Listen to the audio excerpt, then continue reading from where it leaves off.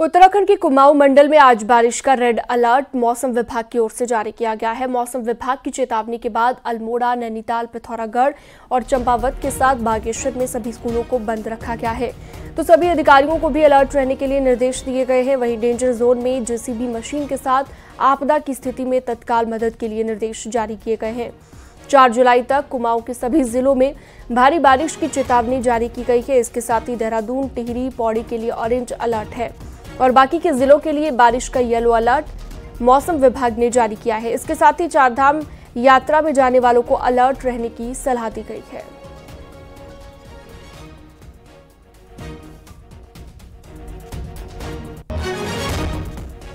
तो चंपावत, यूएस नगर और हरिद्वार में भी अलर्ट जारी किया गया है मौसम विभाग की तरफ से। और साथ ही आज कुमाऊं के सभी स्कूल बंद रहेंगे।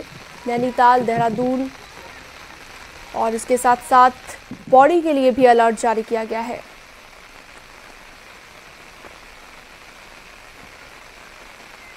तो भारी से भारी बारिश हो सकती है, यानी कि बारिश को लेकर ये ऑरेंज अलर्ट पहले जारी किया गया था, लेकिन आज को लेकर रेड अलर्ट जारी किया गया है। यानी कि आज काफी तेज बारिश देखने को मिल सकती है उत्तराखंड के इन इलाकों में जो हम आपको बता रहे हैं।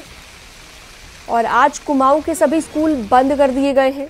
बच्चों को इन मुसीबतों से दो चार ना होना पड़े, इसके चलते ये एहतियातन तौर पर फैसला लिया गया है। चलिए सीधा रुख करते हैं। वीरेंद्र बिष्ट जुड़ गए नैनीताल से हमारे साथ। वीरेंद्र, अभी कैसा है नैनीताल का मौसम, नैनीताल का वेदर, ये भी बताइएगा। और साथ ही मौसम विभाग ने जो अलर्ट जारी किया है, क्या कुछ इंतजाम नजर आ रहे हैं? बारिश होने से पहले कहा जाता है प्रशासन पूरे इंतजाम करता है, लेकिन क्या तस्वीर?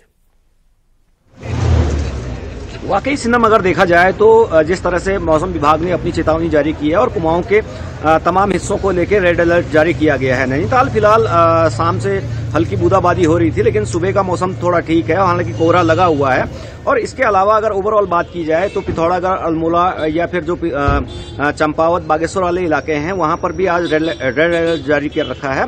एहतियातन के तौर पर प्रशासन ने सारे स्कूलों में छुट्टियां कर दी गई हैं और खास तौर पर निर्देश दिए गए हैं कि जो इलाके डेंजर हैं, खास तौर पर जो हाईवे हैं या तमाम जो आपदाग्रस्त इलाके हैं, वहां पर अधिकारियों को कहा गया है कि आप सतर्क रहें। इसके अलावा उन सभी इलाकों में जेसीबी या तमाम चीजों को रखने को कहा है कि अगर इस तरह के हालात बनते हैं, बारिश तेज होती है, आपदा आती है, तो वहां पर तुरंत राहत पहुंचाई जा सके। इसके अलावा उन इलाकों को में भी खास तौर पर सतर्क रहने को कहा गया है जिन इलाकों में 2021, 18 या फिर 22 में जो है आपदा आई थी और वहां पर पुनर्निर्माण के काम नहीं हो सके हैं। तो उन इलाकों में भी काफी स्थितियां गंभीर हैं। डीएम नैनीताल ने स्पष्ट तौर पर जो अधिकारी हैं या जो तमाम तहसील हैं या फिर जो एसडीएम हैं, उनको निर्देश जारी किया है कि जो नाले उफान पर आ सकते हैं उन स्थानों पर ड्यूटियों को तैनात किया जाए और जो अगर इस तरह की स्थितियां बनती हैं, नाले उफान में रहते हैं या तमाम चीजें होती हैं, तो वहां पर त्वरित कार्रवाई की जाए। आपने देखा होगा कि जिस तरह से पिछले जो मानसून था उसमें कई बार जो गाड़ियां बहने की घटनाएं होती हैं या फिर जो मोटरसाइकिल बहने की घटनाएं होती हैं, तो उसको लेके भी प्रशासन अलर्ट मोड पर है। आज और कल यानी 3 और 2 से लेकर 4 तक का जो मौसम है वो काफी खराब बताया गया है और रेड अलर्ट जारी किया गया है। उधर गढ़वाल वाले रीजन में भी इसी तरीके की स्थितियां हैं। वहां पर भी कई जिलों में हल्की बूंदाबांदी सुबह से ही हो रही है और जो कुमाऊं के एरियाज हैं वहां पे हालांकि अभी बारिश शुरू हुई नहीं है, लेकिन रेड अलर्ट जरूर जारी है। नैनीताल का कुछ हिस्सा आपको दिखाएंगे कि जो नैनीताल है वो पूरी तरीके से इस तरह से कोहरे में, आगोश में है। हालांकि मौसम विभाग ने रेड अलर्ट जारी कर रखा है और जो टूरिस्ट हैं, भारी संख्या में जो टूरिस्ट की संख्या है वो यहाँ कम हुई है, क्योंकि जो मौसम विभाग है वो चेतावनी दे चुका है कि आप पहाड़ की तरफ अगर आएं तो सुरक्षित अपनी यात्राएं करें और यहाँ पर आएं तो जो मौसम विभाग की चेतावनी के साथ जो उन्होंने चीजें दी हैं कि आप किस तरह से यात्रा करें, उनको लेके भी जो लोग हैं वो सतर्क हैं। तो टूरिस्ट में भी कमी है। तो और आज से लेके 4 तारीख का दिन काफी महत्वपूर्ण है। ये कहा जा सकता है अगर बारिशें तेज होती हैं या तमाम चीजें होती हैं, अलर्ट प्रशासन को भी रहना होगा। हालांकि उसके लिए निर्देश भी जारी किए हैं। सीनम, ठीक है, बहुत शुक्रिया, विस्तार से आपने जानकारी दी वीरेंद्र। आगे बढ़ते हैं और अब बात कर लेते हैं बद्रीनाथ धाम की। बड़ी खबर यहां से ये है कि अलकनंदा नदी के जलस्तर बढ़ने के बाद तप्त कुंड इलाके से हटाए गए यात्री। ऊंचाई वाले इलाकों में लगातार बारिश हो रही है, जिसके चलते अलकनंदा नदी उफान पर है। धाम से नारद कुंड और गांधी घाट हुए जलमग्न। पुलिस ने अनाउंसमेंट कर सभी को सुरक्षित स्थानों तथा नदी के तट पर नहीं जाने के लिए निर्देशित कर दिया है।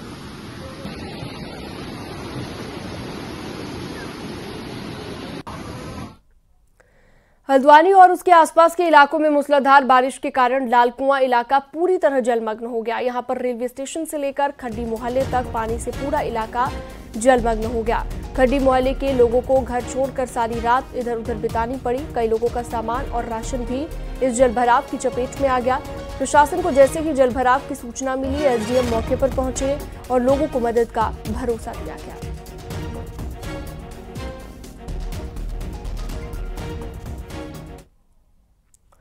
बागेश्वर के कपकोट में भद्रतुंगा के पास सरयू नदी में झील बन गई है। ग्रामीणों का कहना है कि रोड निर्माण के बाद मलबा नदी में डाला जा रहा है, जिससे नदी का रास्ता रुक गया है और झील बन गई है। अब झील बनने से प्राचीन शिव मंदिर पर तो बड़ा खतरा मंडराने लगा है। साथ ही साथ निचले इलाकों में तबाही का खतरा बढ़ गया है। झील के टूटने की कंडीशन में निचले इलाकों में बाढ़ आ सकती है और अब लोगों ने तुरंत नदी का बहाव खोलने और सड़क निर्माण का मलबा नदी में नहीं डालने की मांग की है। उस झील को निस्तारण करने की व्यवस्था करें, खाली करने की व्यवस्था करें, ताकि आसपास के गांव को खतरा न बने। लेकिन उसको मैंने विभाग की टीम को निर्देशित किया, उसको जाके देखिए, उसका झील का मुहाना खोल के पानी को धीरे धीरे उसका पानी नीचे डिस्चार्ज करा दें और उस पर लगातार हम एक नजर बनाए रख रहे हैं।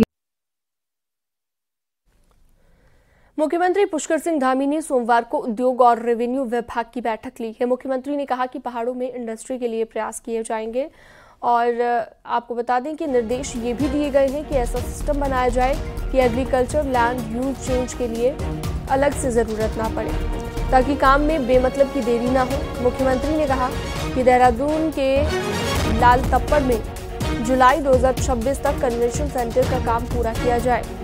मुख्यमंत्री ने देहरादून में जल्द फिल्म सिटी बनाने का काम भी शुरू किया जाए, ये भी निर्देश दिए, जिसके लिए 107 एकड़ जमीन तय की गई है। राजस्व की बैठक में मुख्यमंत्री ने कहा कि अफसर ये देखें कि खतौनी की अटेस्टेड कॉपी के लिए लोगों को तहसील ना आना पड़े। मुख्यमंत्री ने कहा कि 15 जुलाई तक इसकी फीस तय करके ऑनलाइन सिस्टम तैयार किया जाए। मुख्यमंत्री ने कहा कि जमीनों का दाखिल खारिज कर काम तय वक्त में पूरा हो। मुख्यमंत्री ने कहा कि 1 हफ्ते में 2 बार रेवेन्यू कोर्ट में अनिवार्य सुनवाई की जाए। उन्होंने कहा कि रेवेन्यू रिकॉर्ड में जो भी जमीन दर्ज है उसका जल्द से जल्द सर्वे पूरा किया जाए। लोकसभा में नेता विपक्ष राहुल गांधी के बयान पर मुख्यमंत्री पुष्कर धामी ने पलटवार किया और कहा कि राहुल गांधी का बयान निंदनीय है। राहुल गांधी को इस पर माफी मांगनी चाहिए। बयान ये दर्शाता है कि वो अपरिपक्व हैं, उनकी अपरिपक्वता को घोतक है। जो उनका आज का भाषण है वो झूठ का पुलिंदा है और उन्होंने जिस प्रकार से हिंदू समाज को हिंसक बताने की कुचेष्टा की है, उसकी जितनी निंदा की जाए उतनी कम है, क्योंकि हिंदू एक जीवन जीने की पद्धति है। हिंदू समाज हमेशा देश की रक्षा करता रहा है, धर्म की रक्षा करता रहा है और इनकी मानसिकता राहुल गांधी के जिस प्रकार से बयान आते हैं या उनके इंडिया गठबंधन के और भी जो सहयोगी हैं, जो भी उनके साथी हैं, उनके बयान आते हैं, वो कभी सनातन को मलेरिया कहते हैं, मच्छर कहते हैं, डेंगू कहते हैं। इससे इनकी हिंदू मानसिकता का पता लगता है। मैं तो यही कहूँगा कि राहुल विपक्ष के नेता का जो पद होता है वो बहुत गंभीर होता है, बहुत उसकी एक गरिमा होती है। वो इस गरिमा के विपरीत आचरण कर रहे हैं और पूरा भाषण उनका झूठ का पुलिंदा था। देश की जनता देख रही है। मैं यही कहूँगा कि उनको गंभीर होना चाहिए, भगवान उनको सद्बुद्धि दे। विपक्ष लगातार बीजेपी पर जांच एजेंसियों के दुरुपयोग का आरोप लगा रहा है। वहीं सीबीआई जांच झेल रहे पूर्व मुख्यमंत्री हरीश रावत ने भी अपनी जांच पर खुलकर बोला है। हरीश रावत ने कहा, मैं बीजेपी पर हमले करता हूं, लेकिन जांच चल रही है और इसलिए जांच चल भी रही है, वरना पूरे केस में कुछ नहीं है। एक एक्सक्लूसिव रिपोर्ट आपको दिखाते हैं।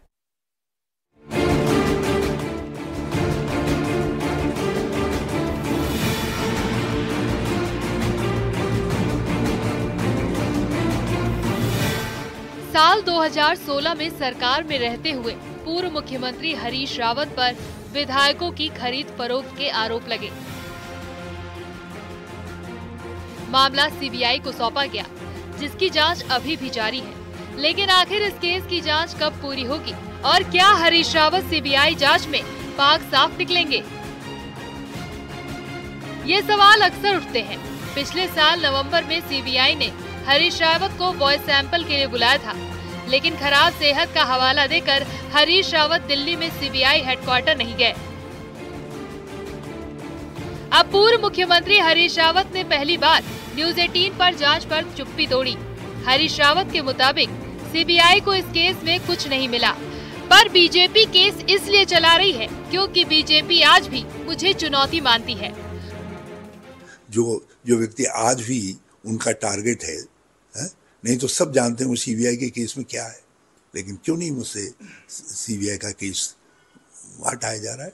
इसलिए नहीं हटाया जा रहा है क्योंकि हरीश रावत को भाजपा अपने लिए आज भी एक चुनौती मानती है। मैं धरातल पर वैचारिक रूप से उनके लिए एक चुनौती हूँ, और राजनीतिक और विकास की सोच के रूप में भी उनके लिए एक चुनौती हूँ।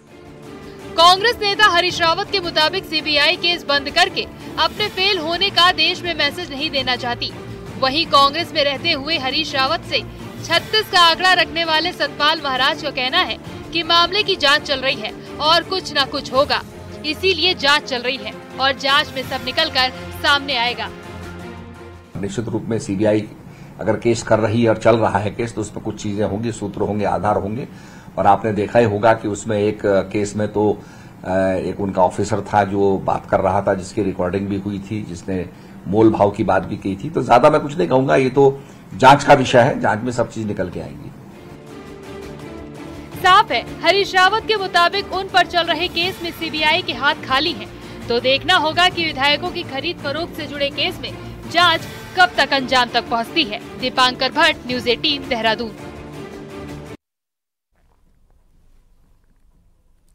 विकासनगर की हरबटपुर पुलिस चौकी पर हिंदू संगठन के कार्यकर्ताओं ने प्रदर्शन किया। 4 दिन पहले हिंदू लड़की को दूसरे समुदाय के युवक द्वारा भगाकर ले जाने के मामले में विरोध जताया गया। पुलिस पर कार्रवाई नहीं करने का भी आरोप लगाया गया। बाद में पुलिस ने भरोसा दिया कि जल्द से जल्द दोनों को बरामद कर लिया जाएगा।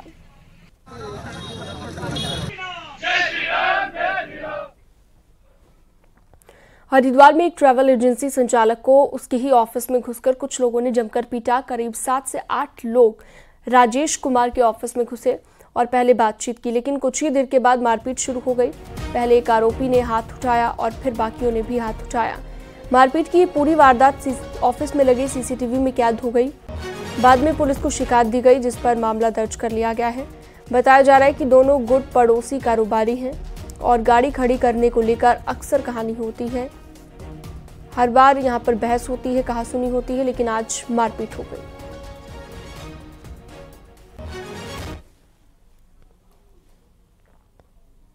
उत्तराखंड के हरिद्वार में सोमवार को नए कानूनों के तहत पहला मामला दर्ज किया गया, जिसमें आरोपी की गिरफ्तारी की कोशिश भी तेज हो गई है। हरिद्वार के ज्वालापुर में विपुल भारद्वाज ने लूट और जान से मारने की धमकी देने का आरोप लगाया और बताया कि आरोपी उसे गंगा में धक्का देकर फरार हो गए, जिसके बाद ज्वालापुर पुलिस ने भारतीय न्याय संहिता यानी कि BNS की धारा 309 के तहत मामला दर्ज किया गया है।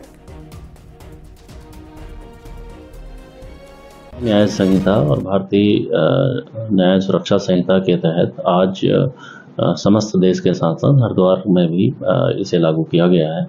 आज पहला जो अभियोग है वो थाना ज्वालापुर में एक लूट का मुकदमा जो 309/4 BNS में लिखा गया है भारतीय न्याय संहिता में। हम लोग इस जो भारतीय न्याय संहिता है इसको तत्परता से और पूरे मनोयोग से इसको पालन कराएंगे।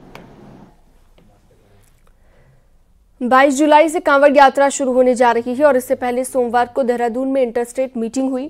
देहरादून पुलिस हेडक्वार्टर में हुई मीटिंग में उत्तराखंड के अधिकारियों के अलावा यूपी और हिमाचल के अधिकारी, IB के डिप्टी डायरेक्टर के साथ रेलवे के अधिकारी भी मौजूद थे, जबकि हरियाणा, दिल्ली, पंजाब और राजस्थान के अधिकारी वर्चुअल मीटिंग में शामिल हुए।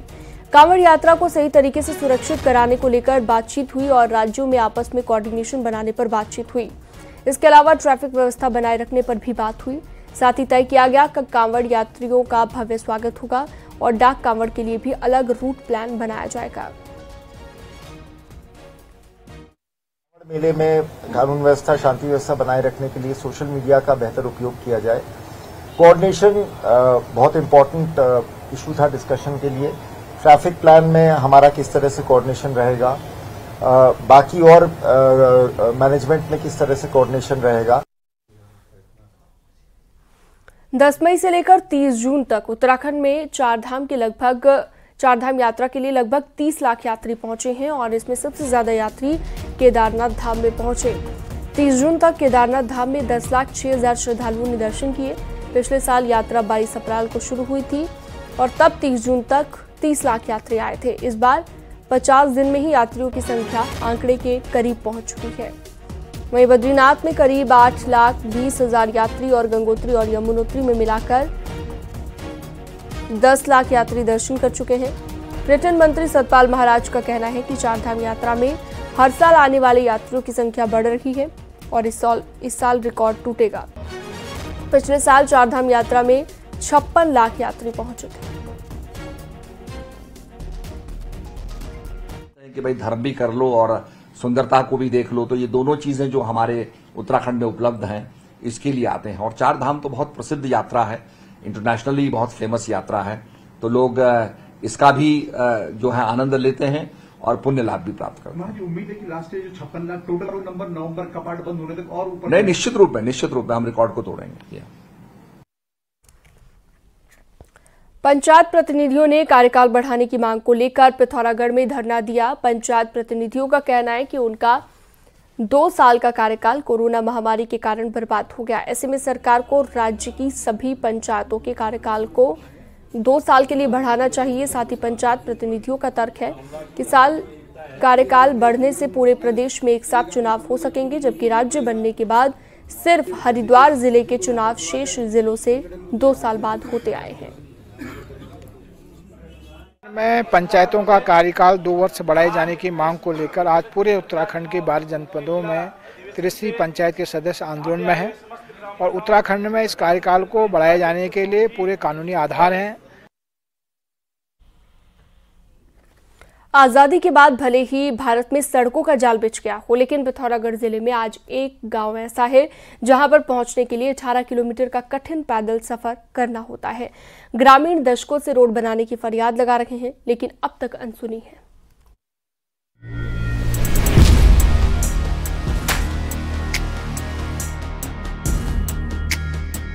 एक्सप्रेस हाईवेज के आज के दौर में जानकर किसी को भी हैरानी होगी कि पिथौरागढ़ के कनार गांव तक पहुंचने के लिए 18 किलोमीटर की दूरी पैदल तय करनी पड़ती है। धारचूला तहसील का कनार गांव रोड न होने की वजह से एक नहीं कई दिक्कतों से जूझ रहा है। 2000 की आबादी वाला ये गांव रोड न होने से एक ऐसे टापू में तब्दील हो गया है जिसका बाकी दुनिया से कोई नाता नहीं है।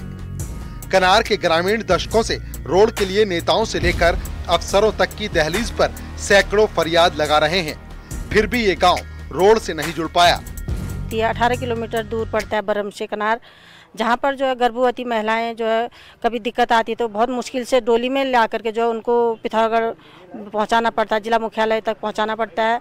और वृद्धावस्था जो लोग हैं उनको अगर कभी बीमारी हो गई तो उसमें भी जो है हमको ऐसे डोली के सहारे से लाना। और रोड न होने से नाराज कनार के ग्रामीणों ने बीते 4 विधानसभा और 2 लोकसभा चुनावों का बहिष्कार भी किया है।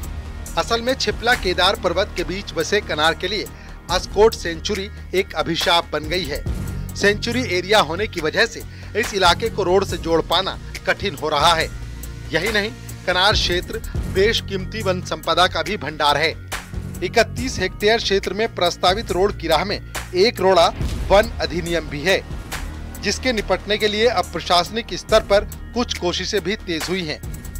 बनाई जाए, इसके लिए कार्यवाही ऑलरेडी गतिमान है। इसके लिए CA को सर्च कर रहे हैं और लगभग 31 हेक्टेयर CA की आवश्यकता है, तो उसके चयन की कार्रवाई चल रही है और जैसे ही उसका चयन हो जाएगी हम लोग फॉरेस्ट लैंड ट्रांसफर का प्रपोजल अपलोड कर देंगे।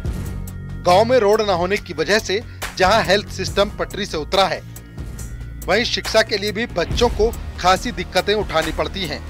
ये हालात तब है जब कनार प्राकृतिक तौर पर काफी सुंदर इलाका है। ऐसे में अगर इस गांव तक रोड बनी तो हजारों की आबादी तो मुख्य धारा से जुड़ेगी ही, साथ ही एक नए पर्यटन स्थल के दीदार भी लोगों को आसानी से हो सकेंगे। न्यूज़ 18 के लिए पिथौरागढ़ से विजयवर्धन उप्रेती की रिपोर्ट।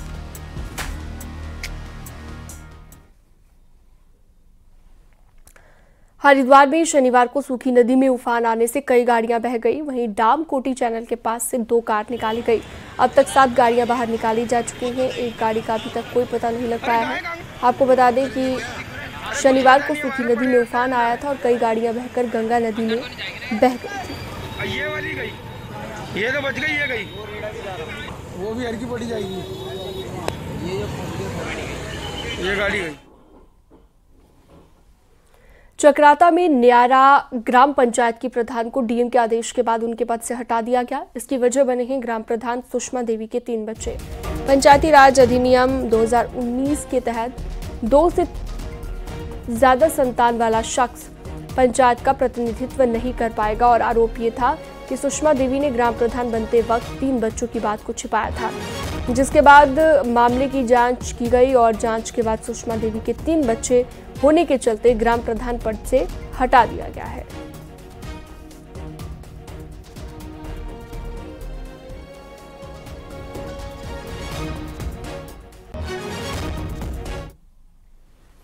पहाड़ की 10 बड़ी खबरों पर एक नजर। चमोली की नीति घाटी में बारिश के चलते पहाड़ से गिरे पत्थर, एक ट्रक क्षतिग्रस्त, 14 बकरियों की मौत। नैनीताल में नैनीताल रोड पर कई जगहों पर मलबा आ गया, प्रशासन की टीम ने हटाया। रामनगर में पीपीपी मोड पर चल रहे अस्पताल को अब सरकार चलाएगी। स्वास्थ्य मंत्री धन सिंह रावत ने कहा, लोग लंबे वक्त से अस्पताल को पीपीपी मोड से हटाने की मांग कर रहे हैं। पिथौरागढ़ के क्वारब में रोड की बदहाली से नाराज ग्रामीणों ने डीएम ऑफिस में प्रदर्शन किया।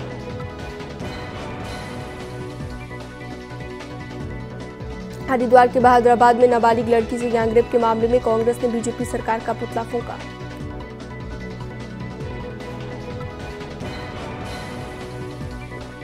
रामनगर में पुलिस ने 3 नए कानून को लेकर लोगों को जागरूक करने के लिए कार्यक्रम का आयोजन किया। विकासनगर में भी 3 नए कानून को लेकर लोगों को जागरूक किया गया। थाने में पुलिस ने जागरूकता कार्यक्रम चलाया। कोटद्वार व्यापार मंडल के पदाधिकारियों का शपथ ग्रहण समारोह का आयोजन किया गया। विधानसभा अध्यक्ष कार्यक्रम में शामिल हुई।